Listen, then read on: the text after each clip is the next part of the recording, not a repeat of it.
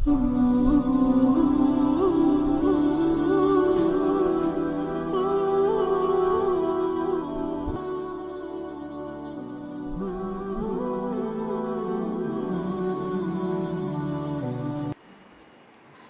الرحمن الرحیم نحمده وبه نستعین ولا حول ولا قوة الا باللہ اما بعد فقد قال اللہ تعالی فی کلامہ المجید والفرقان الحمید اعوذ باللہ من الشیطان الرجیم بسم اللہ الرحمن الرحیم ووضع الكتاب فترى المجرمین مشفقین مما فیہ ويقولون یا ویلتى ما لهذا الكتاب لا يغادر صغیرة ولا کبیرة الا احصاها ووجدوا ما عملوا حاضرا ولا يظلم ربك احدا صدق اللہ العلی العظیم سبحان ربک رب العزت عما یصفون وسلام علی المرسلین والحمد للہ رب العالمین اللہم صل علی سیدنا محمد وعلی آل سیدنا محمد وبارک وسلم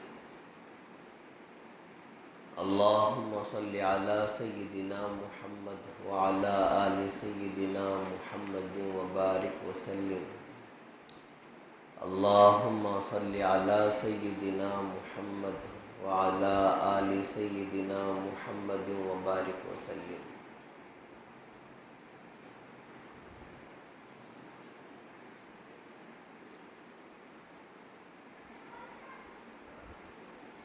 ہم تمام اہل ایمان کا اس پر یقین ہے، اس پر ایمان ہے کہ دنیا میں جو کچھ بھی ہم کرتے ہیں اللہ نے فرشتوں کو نگران بنا رکھا ہے اور ہماری ہر نیکی اور ہر برائی وہ لکھی جا رہی ہے، محفوظ کی جا رہی ہے، اور جب قیامت کے دن ہم اللہ کے حضور پیش ہوں گے تو ہمارا ہر ایک کا نامہ اعمال اس کے سامنے رکھ دیا جائے گا۔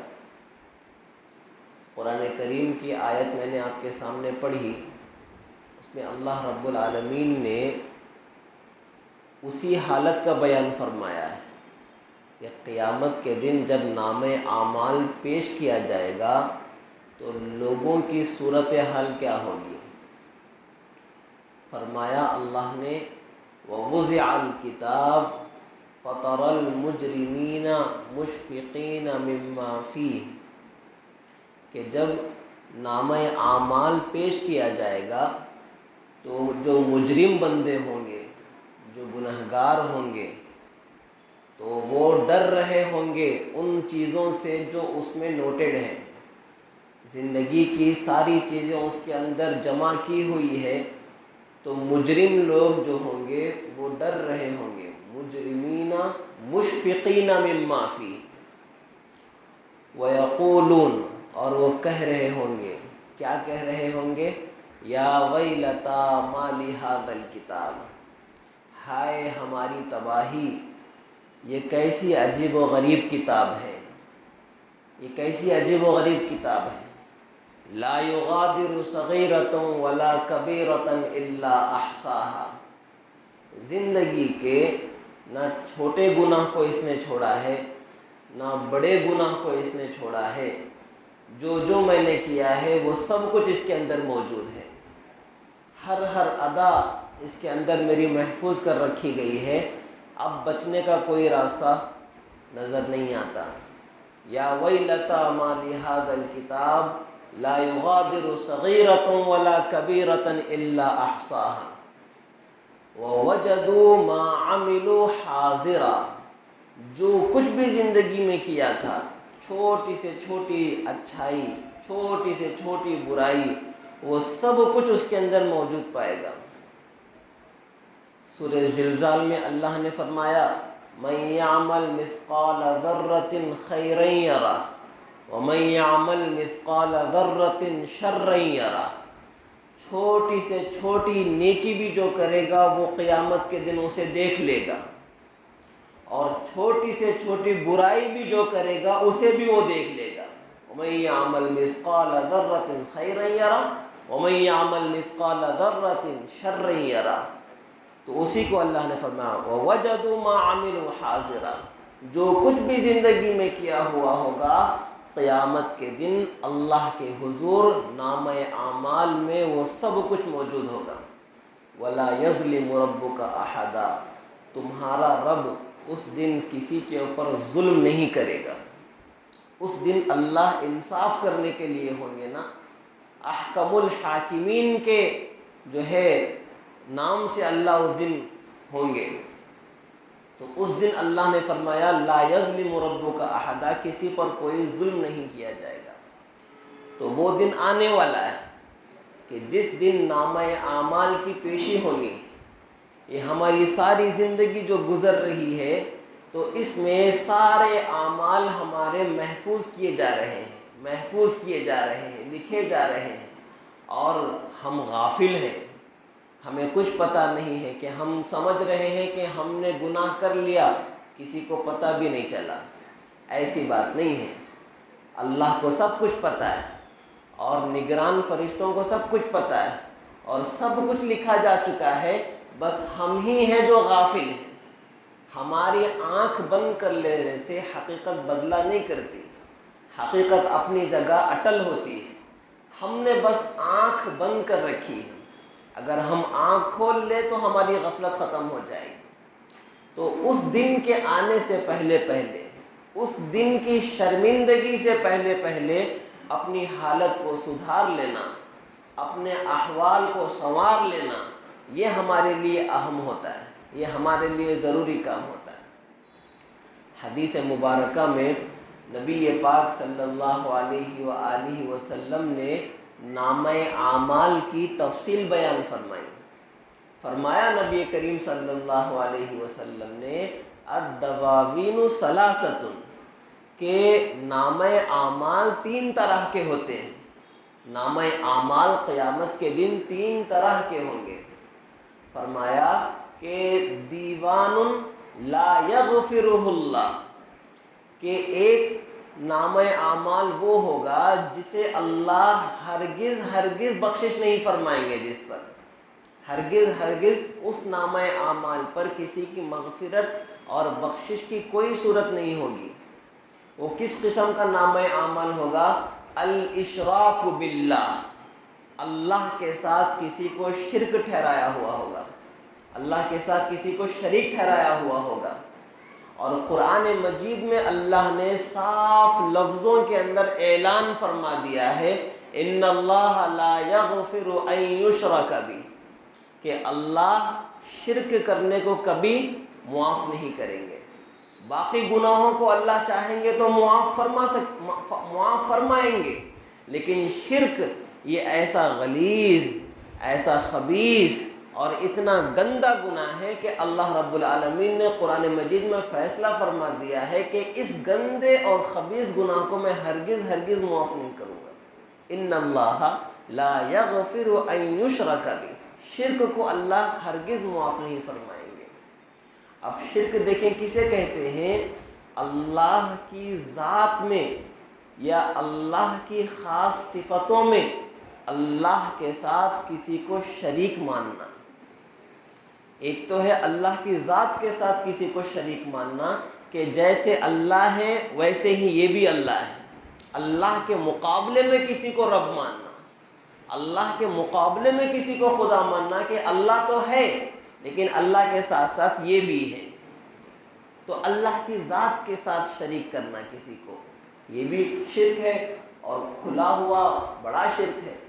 اسی طرح دوسرا یہ بھی بہت بڑا شرک ہے کہ وہ صفات جو اللہ کی ذات کے ساتھ خاص ہیں، روزی دینے والی ذات اللہ کی ہے، اولاد دینے والی ذات اللہ کی ہے، خوشیاں عطا کرنے والی ذات اللہ کی ہے، نقصان سے بچانے والی ذات اللہ کی ہے، فائدہ پہنچانے والی ذات اللہ کی ہے، ہر قسم کی جو ہے کامیابیاں اللہ کی طرف سے بندوں کو ملتی ہے، تو یہ اللہ کی صفتیں ہیں۔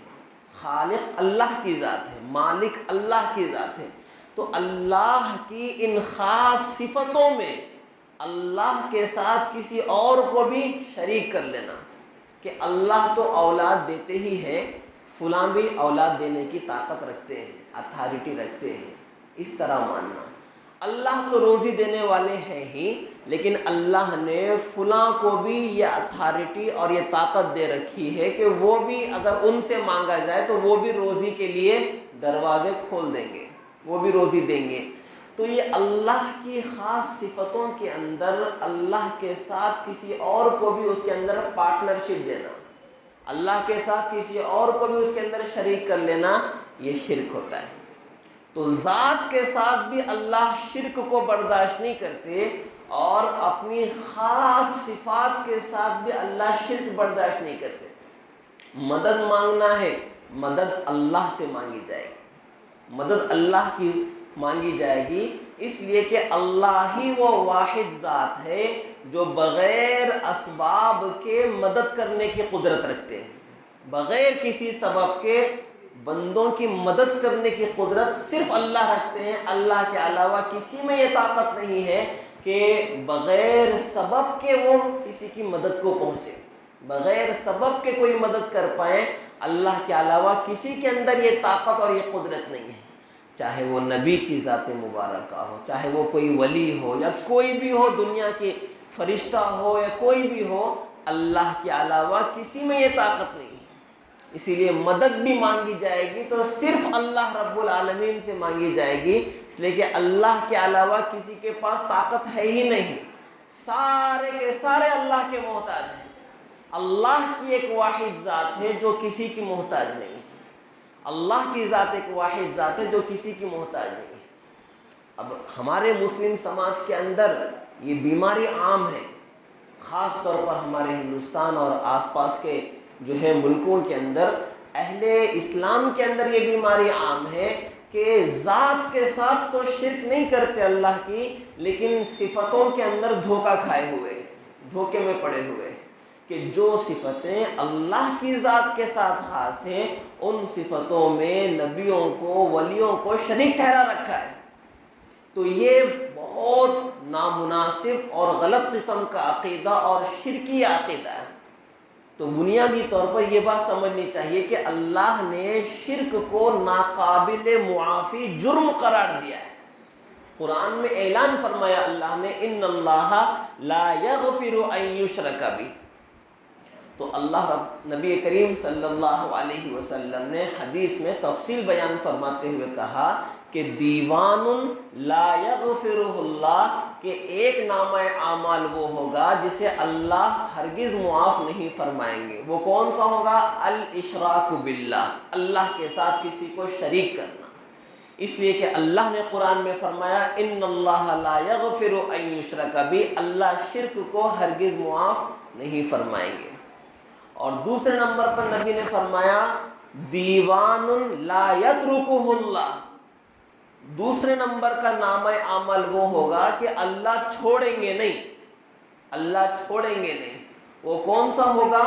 ظلم العباد بینہم، ظلم العباد بینہم، کہ بندوں کا آپس میں ایک دوسرے کے حقوق کو ضائع کرنا، بندوں کا آپس میں ایک دوسرے کے حقوق کو ضائع کرنا۔ ہم دنیا میں ایک ساتھ زندگی گزارتے ہیں تو آپ کے حقوق میرے ذمے ہیں، میرے حقوق آپ کے ذمے ہیں، ہم میں سے ہر ایک کے ایک دوسرے سے حقوق وابستہ ہے، جڑے ہوئے ہیں، ہمارے حقوق رشتہ داروں سے بھی جڑے ہوئے ہیں، دوستوں سے بھی جڑے ہوئے ہیں۔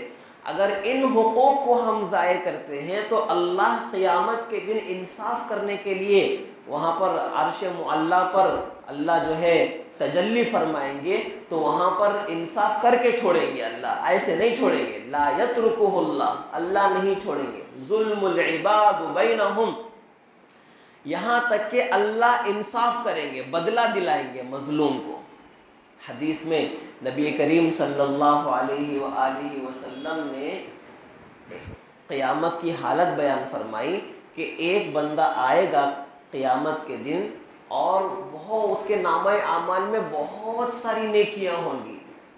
روزے دیکھو تو ماشاءاللہ دنیا کے روزے پڑے ہوئے ہیں، نمازیں دیکھو تو کوئی نماز قضا نہیں ہوتی تھی اس کی، اور صدقہ، نفل، زکوٰۃ، ہر چیز میں وہ بہت آگے تھا سب لوگوں سے. تو وہ یہ سمجھ رہا ہوگا تو میرے نامہ اعمال میں تو نیکیاں اتنی زیادہ ہے کہ میرا نمبر آنے کی دیری ہے. جیسے ہی میرا نمبر آئے گا فوراً میرے حق میں یہ فیصلہ کر دیا جائے گا کہ جاؤ آپ جنت میں جاؤ، آپ تو بالکل جنتی ہو، یہ جنت میں جاؤ. وہ یہ سمجھ رہا ہوگا. لیکن صورتحال کیا ہوگی؟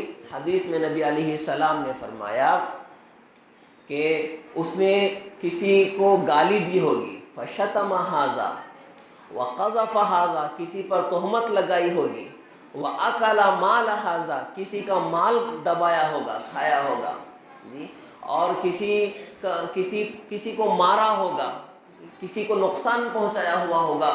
تو دنیا میں بندوں کے حقوق اس نے ضائع کیے ہوئے ہوگی، کسی کو گالی دیا ہوگا، کسی کو مارا ہوگا، کسی پر جھوٹی تہمت لگائی ہوگی، کسی کا خون بہایا ہوگا. تو یہ سارے بندوں کے حقوق اس نے ضائع کیے ہوئے ہوں گے. اب وہ سارے بندے جمع ہو جائیں گے اللہ کے حضور اپنا مقدمہ لے کر، اے اللہ ہمیں انصاف چاہیے، ہمیں انصاف چاہیے. اس نے مجھے گالی دی، اس نے مجھے میرا خون بہایا، اس نے میری زمین دبائی، اس نے میرا مال کھایا. تو سارے حقوق والے حقوق لے کر جمع ہو جائیں گے. اب اللہ وہاں انصاف فرمائیں گے. اب وہاں پر مال دولت تو ہوگی نہیں بدلے میں دینے کے لیے، تو اللہ انصاف کی کیا صورتحال بنائیں گے کہ اس کی نیکیاں ان کے حقوق کے برابر لے کر ان کو دے دی جائیں گی. اس آدمی کے پاس سے، ظالم کے پاس سے اس کی نیکیاں ان کے حقوق کے برابر لیں گے اور دے دیں گے اللہ پاک. تو اس طرح سے تقسیم ہوتے ہوتے حال یہ ہو جائے گا کہ اس بندے نے جتنی ساری نیکیاں لے کر آیا تھا وہاں پر، وہ ساری نیکیاں اس کی ختم ہو جائیں گی. لیکن ابھی بھی سامنے مظلوم اور حقوق والے لوگ ابھی بھی موجود ہوں گے. اب کیا بنے گی صورت؟ اب اللہ یہ فرمائیں گے ان کے حقوق کے برابر ان کے گناہ لیں گے اور اس کے کھاتے میں ڈال دیں گے. اللہ ان کے گناہ لیں گے اور اس کے کھاتے میں اللہ پاک ڈال دیں گے.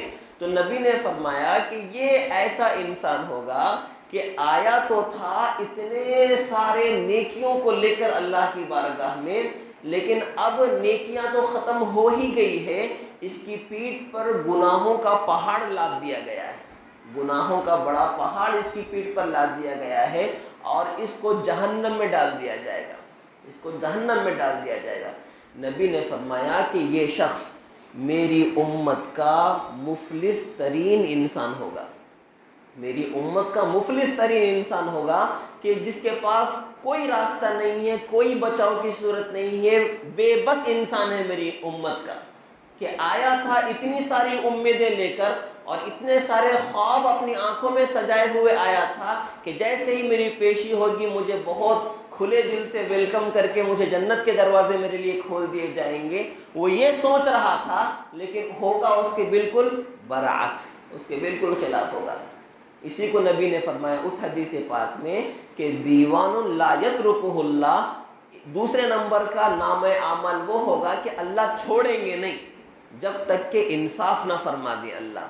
یہ کون سے قسم کا ہے کہ ظلم العباد بینہم، بندوں کے آپس میں ایک دوسرے کے حقوق کو ضائع کرنے کا نام اعمال ہوتا ہے. اور تیسرے نمبر کا نام اعمال ہوتا ہے لا یعبأ بہ اللہ، اللہ کو اس کی کوئی پرواہ نہیں.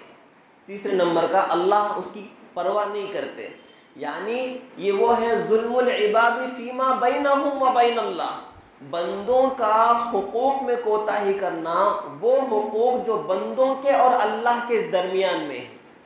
اللہ کے جو حقوق ہمارے ذمے ہیں، اگر ہم وہ حقوق ضائع کرتے ہیں اللہ کے، تو اللہ اس کی پرواہ نہیں فرمائیں گے، یعنی ان شاء عذبہ و ان شاء غفر لہ، اگر چاہیں اللہ تو معاف فرما دیں گے، اور اگر چاہیں گے تو عذاب میں مبتلا فرما دیں گے۔ تو یہ اللہ اپنے حقوق کے بارے میں اللہ نے یہ قانون بنایا ہے کہ چاہوں گا تو معاف کر دوں گا اور چاہوں گا تو سزا دوں گا۔ تو یہ 3 طرح کے نامہ اعمال نبی نے تفصیل بیان فرمائی ہے۔ ایک وہ جس کے بارے میں صاف فیصلہ ہے اللہ کا کہ ہرگز معافی کی کوئی صورت نہیں ہوگی، وہ کون سا ہے؟ الاشراک باللہ، اللہ کے ساتھ شرک کرنا، ذات کے ساتھ شرک بھی، صفات کے ساتھ شرک بھی، یہ ظلم عظیم ہے۔ اور دوسرے نمبر کا بندوں کے حقوق ضائع کرنے والا نامہ اعمال، کہ وہاں پر اللہ انصاف کیے بغیر نہیں چھوڑیں گے اور سب کو ان کا بدلہ دلوائیں گے اللہ۔ اور تیسرے نمبر کا وہ ہے کہ اللہ کے حقوق جو ضائع کیے ہیں ان حقوق کا نامہ اعمال، اور اللہ نے اس کا قانون یہ بنایا ہے ان شاء عذب و ان شاء غفر، کہ اگر چاہیں گے تو عذاب دیں گے اور چاہیں گے تو اللہ معاف فرما دیں گے۔ حدیث میں نبی کریم صلی اللہ علیہ وسلم نے ایک صورتحال بیان فرمائی قیامت کے دن کی، کہ سارے انسانوں کے سامنے، ساری انسانیت کے سامنے ایک بندے کو اللہ پیش کریں گے، اور اس کے نامہ اعمال کا حال یہ ہوگا کہ 99 رجسٹر اس کے گناہوں سے بھرے ہوئے ہوں گے، 99 رجسٹر اس کے گناہوں سے بھرے ہوئے ہوں گے، اور وہ بندہ خود بھی اپنے بارے میں فکس ہوگا کہ میرے بارے میں تو جہنم کا فیصلہ ہونے ہی والا ہے۔ اللہ اس سے پوچھیں گے کہ اتنکروا من شیء، کہ تم اس میں سے کسی چیز کا انکار کرتے ہو؟ کیا تمہارا یہ خیال ہے کہ فرشتوں نے ظلماً کچھ زیادہ لکھ دیا ہو؟ تم نے کیا نہیں لیکن فرشتوں نے لکھ دیا۔ کیا تم کسی چیز کا انکار کرتے ہو اس نامہ اعمال میں لکھی ہوئی چیزوں میں سے؟ بندہ کہے گا لا یا ربی، نہیں اے اللہ، مجھے پورا اقرار ہے کہ یہ ساری حرکتیں میں نے کی ہیں۔ اور پھر اللہ فرمائیں گے افلک عذر، کیا تمہارے پاس کوئی عذر ہے؟ اپنے گناہوں پر پیش کرنے کے لیے کوئی عذر پیش کر سکتے ہو ہمارے سامنے؟ بندہ جھکی ہوئی نگاہیں لے کر اور مایوس کن صورت سے کہے گا لا یا ربی، نہیں اے اللہ، کوئی عذر بھی نہیں ہے میرے پاس آپ کو پیش کرنے کے لیے۔ اور بندہ شرمندگی میں ڈوبتا جا رہا ہوگا، اللہ فرمائیں گے بلا، ٹھہر جا ٹھہر جا، تیرا ایک نیک عمل بھی ہمارے پاس ہے، اِنَّ لَكَ عِندَنَا حَسَنَةٌ، تمہاری ایک نیکی بھی میرے پاس موجود ہے۔ اور فرشتوں کو کہیں گے اللہ تو ایک چھوٹی سی پرچی نکالیں گے فرشتے، اور اس پرچی پر کیا لکھا ہوا ہوگا؟ اشہد ان لا الہ الا اللہ و اشہد ان محمدًا عبدہ و رسولہ، بندے نے دنیا میں سچے دل سے اخلاص کے ساتھ جو اللہ اور اس کے نبی کا اقرار کیا ہوا ہوگا، وہ کلمہ اس کے اوپر لکھا ہوا ہوگا۔ بندہ یہ سوچے گا اور اللہ سے کہے گا بھی اے اللہ یہ چھوٹا سا ٹکڑا ہے، ما هذه البطاقة مع هذه السجلات، کہاں یہ 99 رجسٹر اتنے بڑے بڑے تا حد نظر، جہاں تک ہم دیکھو وہاں تک رجسٹر نظر آ رہے ہیں، اور کہاں یہ چھوٹی سی ٹکڑی پرچی چھوٹی سی، تو ان کے ہوتے ہوئے یہ پرچی مجھے کیا فائدہ دے گی؟ اللہ فرمائیں گے لا ظلم علیک اليوم، آج کے دن تم پر کسی طرح کا کوئی ظلم نہیں ہوگا، لا ظلم علیک اليوم۔ اور اللہ فرمائیں گے کہ وزن کرو اس کا، تو اب جیسے ہی وزن کے لیے رکھا جائے گا اس پرچی کو، تو اس پرچی کا وزن بھاری ہو جائے گا، اور سارے گناہوں کے جو رجسٹرات ہیں 99، حدیث میں نبی نے فرمایا وہ سب کے سب ہلکے پڑ جائیں گے۔ اور نبی نے فرمایا اللہ کے نام سے بھاری کوئی چیز نہیں ہے، اللہ کے نام سے زیادہ بھاری اور وزنی کوئی چیز نہیں ہے۔ تو قیامت کے دن بندے کو اس کا اخلاص کا اور دل سے پڑھا ہوا کلمہ، اللہ اور اس کے رسول سے کیا ہوا اقرار یہ کام دے گا۔ یہ حدیث کس نامہ اعمال سے متعلق ہے؟ تیسرے نمبر کے اعمال سے متعلق ہے، کہ اللہ کے حقوق بندے نے جو ضائع کیے ہیں، نبی نے کیا اصول فرمایا؟ ان شاء غفر، ان شاء عذب و ان شاء غفر، اگر اللہ چاہیں گے تو عذاب میں مبتلا کر دیں گے، اور اگر اللہ چاہیں گے تو معافی سے سرفراز فرما دیں گے۔ تو یہ جو دوسری تفسیری حدیث بیان کی ہے وہ اس تیسرے نمبر کے نامہ اعمال سے متعلق ہے۔ اللہ نے وہ سارے کے سارے گناہوں کو صرف اس کی ایک نیکی کے بدلے میں اللہ نے معاف فرما دیا۔ تو یہ نامہ اعمال کی تفصیل ہے۔ تو نبی علیہ السلام نے یہ 3 طرح کے نامہ اعمال ہمیں بیان فرمائے۔ اب ہماری ذمہ داری ہے کہ ہم ان نامہ اعمال کے بارے میں کتنے فکر مند ہیں۔ پہلا نامہ اعمال شرک باللہ سے ہم کتنے محفوظ ہیں؟ کیا کہیں ایسا تو نہیں ہے کہ ہم شرک میں مبتلا بھی ہوں اور ہمیں بھنک بھی نہ ہو اس کی، ہمیں شعور بھی نہ ہو اس کا، اور ہم شرک باللہ میں مبتلا ہوں، اتنے خطرناک گناہ میں، ظلم میں، جس کے لیے معافی ہی نہیں ہے سرے سے، اللہ نے ختم ہی فرما دیا۔ تو کہیں ایسا تو نہیں ہے؟ ہمیں جائزہ لینے کی ضرورت ہے، اپنی عادات، اپنے نظریات، اپنی زندگی کی صورتحال کو سامنے رکھ کے جائزہ لینے کی ضرورت ہے۔ اور اسی طرح دوسرا نامہ اعمال، کہیں ایسا تو نہیں ہے کہ نیکیاں تو ہم بہت کر رہے ہیں، ماشاءاللہ 5 وقت کی نمازیں ہماری ہو رہی ہے، لیکن بندوں کے حقوق ہم دبا رہے ہیں۔ تو سمجھنا چاہیے کہ قیامت کے دن بندوں کے حقوق کا ضائع کرنا اتنا بھاری بوجھ ہوگا کہ ہماری نیکیاں اور ہماری عبادتیں ہمیں فائدہ نہیں پہنچائیں گی، ہمیں جہنم کا مزہ چکھنا پڑے گا۔ اور تیسرے نمبر پہ حقوق اللہ، اگر حقوق اللہ ضائع ہو رہے ہیں ہم سے تو پھر ہمیں سمجھنا پڑے گا کہ اس میں کچھ نہیں کہا جا سکتا، ہم کچھ نہیں کہہ سکتے کہ اللہ ہمیں عذاب میں مبتلا فرمائیں گے یا اللہ اپنی رحمت سے معاف فرمائیں گے۔ اللہ کی رحمت سے امید تو رکھنا ہے، لیکن یقین کرنا بھی کوئی عقل مندی نہیں ہو سکتی کہ بندہ تکیہ کر کے بیٹھ جائے کہ بھائی میں تو دھلا دھلایا ہوں، میں تو بخشا بخشایا ہوں، اللہ تو مجھے دیکھتے ہی معاف فرما دیں گے۔ کیا کوئی دستاویز ہے ہمارے پاس کہ اللہ نے ہمیں کوئی بات لکھ کر دی ہے کہ بھائی تمہارے لیے یہ آفر ہم نے رکھا ہے کہ تم دنیا میں جو چاہے کام کرو، تم جیسے ہی آؤ گے سامنے فوراً تمہارے لیے جنت کے دروازے کھول دیں گے؟ کوئی دستاویز تو ہمارے پاس نہیں ہے، کوئی اگریمنٹ تو ہمارے پاس موجود نہیں ہے۔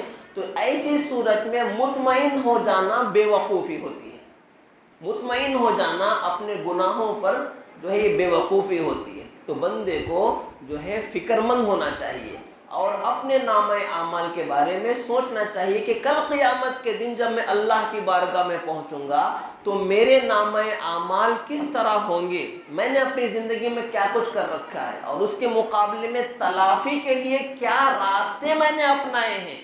یہ ساری صورتحال پہ غور کرنا، اس کے لیے فکر مند ہونا، اس کے لیے جستجو کرنا، اس کے لیے محنتیں کرنا اور اللہ سے استغفار کرنا، معافی مانگنا، اپنے حال کو درست کرنا، اللہ سے اپنے معاملے کو صاف کرنا، یہ ساری ذمہ داریاں ہمارے اوپر عائد ہوتی ہیں۔ تو آج کے جمعے کا یہی پیغام ہے کہ نبی پاک صلی اللہ علیہ وسلم نے آخرت کے سلسلے میں جو تفصیلات ہمیں بیان فرمائی ہیں اور جن باتوں سے نبی نے آگاہ فرما دیا ہے ہم کو، ہماری عقل مندی اور دانش مندی یہ ہے کہ ان باتوں کو سامنے رکھ کر اپنی زندگی کو اس ٹریک پر لائیں، ہم اس راستے پر لائیں اور کوشش کریں کہ ہم سے شرک باللہ نہ ہو، اللہ کے ساتھ کسی طرح کے شرک میں ہم مبتلا نہ ہو، لوگوں کی بے تکی باتوں میں جو ہے پڑھ کر غلط فہمیوں میں مبتلا ہو جا کر جو ہے شرک باللہ ہم سے نہ ہونے پائے، اور کوشش کریں اس بات کی کہ کسی کا دل نہ ٹوٹے ہماری وجہ سے، اور کسی کا مال کھانے والے ہم نہ بنیں، کسی کا دل دکھانے والے ہم نہ بنیں، حقوق العباد ضائع نہ کریں ہم بندوں کے، اور کوشش کریں کہ اللہ کے جو حقوق ہیں ہمارے ذمے وہ حقوق بھی ضائع نہ ہو۔ ہم اللہ کے بندے ہیں، اللہ نے ہمیں دنیا میں پیدا فرمایا ہے، اللہ نے ہمیں یہ زندگی عطا فرمائی ہے، اللہ نے ہمیں یہ صحت عطا فرمائی ہے، اللہ نے ہمیں ہمارے ہاتھ اور پیر کو صحیح اور سلامت بنایا ہے، اللہ نے ہمیں ایسی صحیح سلامت عقل عطا فرمائی ہے کہ ہم سوچ سکتے ہیں اس کے ذریعے سے، ہر چیز اللہ کی عطا کی ہوئی ہے، ہم سر کے بال سے لے کر پیر کے ناخن تک اللہ کی نعمتوں میں گھرے ہوئے ہیں۔ اتنی ساری نعمتیں اللہ کی برتتے ہوئے اللہ کی ناشکری کرنا کتنی بے مروتی کی بات ہوگی، کتنی انسانیت سے گری ہوئی بات ہوگی۔ ان باتوں پر غور کرنا ہمارے لیے ضروری ہے ان باتوں کے سلسلے میں فکر مند ہونا ہمارے لیے ضروری ہے۔ اللہ رب العالمین سے دعا ہے کہ اللہ ہم سب کو صحیح طور پر غور کرنے کی، سمجھنے کی اللہ ہمیں عطا فرمائے، اور دین کے صحیح راستے پر چلنا اللہ ہمارے لیے آسان فرمائے، اور ہمیں توفیق اللہ عطا فرمائے۔ وما توفیقی الا باللہ۔